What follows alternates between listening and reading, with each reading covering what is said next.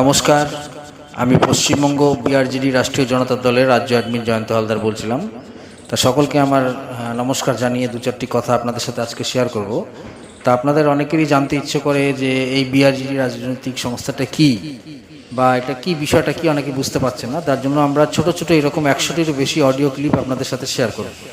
Numbering basic থাকবে 1, 2, 3 করে, ঠিক আছে। প্রত্যেককে আমাদের অনুরোধ থাকবে এই অডিওগুলো শোনার এবং বিশেষ করে আপনারা শেয়ার অবশ্যই করবেন, ঠিক আছে। একদম শেয়ার করবেন, ভুলবেন না। কিন্তু এই শেয়ারটা আমাদের ওই কোনো রকম ফাইন্যান্সিয়াল সুবিধা না আসে না, কিন্তু আমরা কি মানুষ যাতে জানতে পারে, মানুষের সজাগ করানোর জন্যই আজকে এই রাজনৈতিক চিন্তাভাবনা এবং নির্বাচনের প্রতিদ্বন্দ্বিতা হিসাবে 3টি বিধানসভা কেন্দ্রে আমরা মনোনীত প্রার্থী ঘোষণা করছি। এক কালনা বিধানসভা, এক ময়নাগুড়ি বিধানসভা এবং দার্জিলিংয়ের কাশিয়াং বিধানসভা। তা আজকে বলবো মূলত এই বিআরজেডি রাজনৈতিক দলটা কী এবং কোত্থেকে আসলো। তার আগে জানতে হবে আমার বাড়ি কল্যাণী, নদিয়া জেলার কল্যাণী শহরে। আমার নাম জয়ন্ত হালদার, ঠিক আছে। তা বিগত লোকসভা নির্বাচনে আমরা দিদি বিজেপি বলে একটি সংগঠন সোশ্যাল মিডিয়ার মাধ্যমে তৈরি করেছিলাম, ঠিক আছে। দিদি বিজেপি মানে আমাদের রাজ্যের মুখ্যমন্ত্রী যে মমতা ব্যানার্জি মহাশয়া, ওনাকে অনুসরণ করে, প্লাস আমরা লকেট চ্যাটার্জি ভারতীয় জনতা পার্টিরই, তাকে অনুসরণ করে এটি আমরা সংগঠিত করেছিলাম, ঠিক আছে। তা দিদি বিজেপির পক্ষ থেকে আমরা সারা বাংলায় একটি ইস্যুকে তুলে ধরেছিলাম ভারতীয় জনতা পার্টি। সেটা কোন ইস্যু ছিল সেটা পরবর্তী অডিওতে আপনাদের সাথে শেয়ার করব, যার জন্য আজকে ভারতীয় জনতা পার্টি থেকে বেরিয়ে এসে বিআরজেডি রাজনৈতিক সংগঠনের সাথে আমরা অ্যাপ হিসাবে আপনাদের সামনে তুলে ধরছি, ঠিক আছে। তো এই দিদি বিজেপির পক্ষ থেকে আমরা বিগত লোকসভা নির্বাচনে আমাদের সাংসদ মাননীয় শান্তনু ঠাকুর মহাশয়ের সমর্থনে ব্যাপক আমরা প্রচার অভিযান রেখেছি এবং ওনাকে বিজয়ী করেছি, ঠিক আছে। এটা আপনারা খবর নিয়ে দেখবেন, ঠিক আছে। তার পাশাপাশি আমি বলবো এই আমাদের চিন্তাভাবনা, ঠিক আছে, আমাদের চিন্তাভাবনাটা একটু অন্যরকম, যার ফলে সাধারণ মানুষ হয়তো বুঝতে পারবে না, জানতে পারবে না। তার জন্য আমরা একটু আলাদাভাবে বিআরজেডি রাজনৈতিক চিন্তাভাবনা নিয়ে এসেছি আপনাদের সামনে, একটি অ্যাপ টাইপের।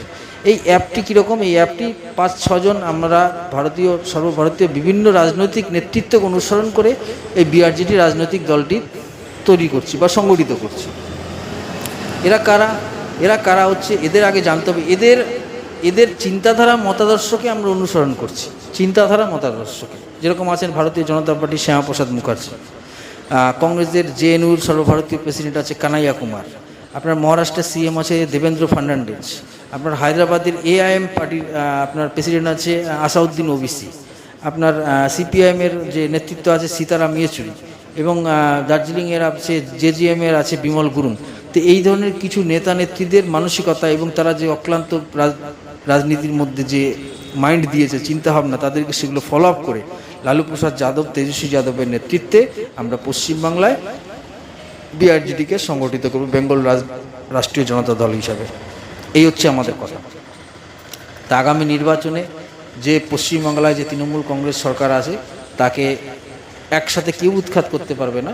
ধীরে ধীরে ধীরে ধীরে সেটাকে করতে হবে। তার জন্য যে সকল সিস্টেম অবলম্বন করতে হবে সেগুলো আমরা আমাদের অডিও বার্তার মাধ্যমে আপনাদের সাথে শেয়ার করব এবং সম্পূর্ণ অনলাইন বেসিক আমাদের এই নির্বাচনী পদ্ধতি কৌশল হবে। সকলকে আমাদের পক্ষ থেকে অনুরোধ থাকবে আমাদের অডিওগুলো প্লিজ বারবার করে বলছি অবশ্যই শেয়ার করবেন, যাতে সাধারণ বাংলার মানুষ সেটা শুনতে পারে, জানতে পারে, ঠিক আছে। আর সবথেকে মেন ব্যাপার হচ্ছে আমরা রাজনীতি বা নির্বাচনের প্রতিনিধিতা কোনো জেতার উদ্দেশ্যে আমরা দাঁড়াচ্ছি না, কারণ আমরা জানি একটু সোশ্যাল মিডিয়া, কারণ আমি বর্তমানে বোম্বাইতে কর্মরত অবস্থায় রয়েছি। এখান থেকে আপনাদের সম্পূর্ণ সোশ্যাল মিডিয়ার মাধ্যমে লিঙ্ক সরবরাহ করে আপনাদের জাগ্রত করছি এবং 3টে বিধানসভা কেন্দ্রের নির্বাচনের পদ্ধতি হবে এই সোশ্যাল মিডিয়া, ঠিক আছে। তার ফলে আপনাদের উপরে ডিপেন্ড করতে হবে, আপনারা এই লড়াই সংগ্রাম করে যে মিটিং মিছিল করছেন, ঠিক আছে, এতে আপনাদের ভালো হবে না কর্মের মধ্যে থেকেই রাজনীতিকে একটি মনোপ্রুত আপনাদের ক্যান্ডিডেট নির্বাচন করবেন, এইটা ভালো হবে, সেটা আপনাদের উপর ছাড়বো আমি।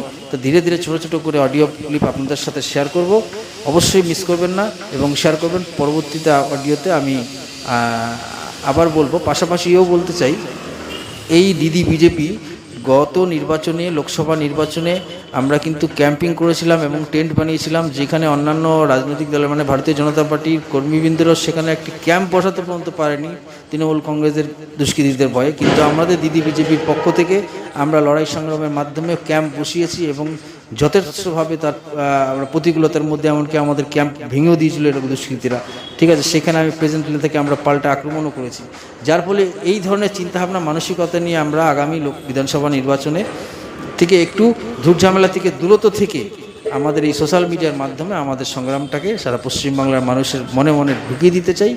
তার জন্য আমাদেরকে ফলো আপ করতে হবে এবং প্রত্যেক কটা অডিও মেসেজ আপনারা শুনবেন, এটুকু বলে আপাতত রাখছি। নমস্কার, ধন্যবাদ, জয় সীতারাম।